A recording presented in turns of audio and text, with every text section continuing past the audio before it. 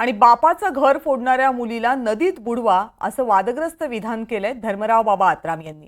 जी मुलगी बापाची झाली नाही ती तुमची कशी होणार असाही सवाल धर्मराव बाबा आत्राम यांनी केला।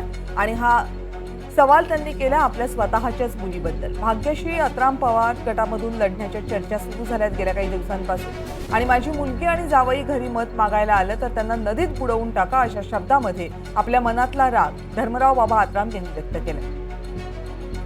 हे लोक घरफोडीचे कार्यक्रम घेतलेले आहेत, आता नुकताच आता घेणार आहेत।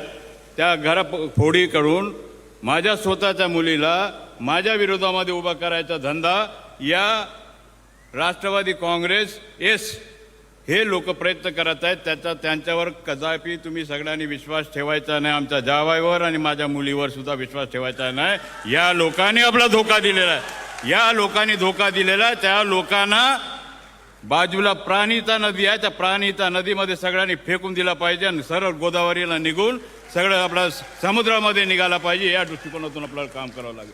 ठीक आहे, पक्ष फोडीचा कार्यक्रम तुमचा झाला आणि घर फोडायचा सक्का मुलीला तुम्ही बाजूला घेऊन आमच्या बापाच्या विरोधामध्ये जेही पोरगी आपला बापाचा होऊ शकला नाही ते तुमचा कसा होणार आहे ह्याचा तुम्हाला विचार करावा लागेल। काय तुम्हाला न्याय देणार आहे लोकांना? जी पोरगी आपला होऊ शकला नाही बापाच्या तुम्हाला लोकांचा काय न्याय देणार आहे, तुमचं काय काम करणार आहे ह्याचा सुद्धा तुम्हाला पुढे विचार करावा लागेल।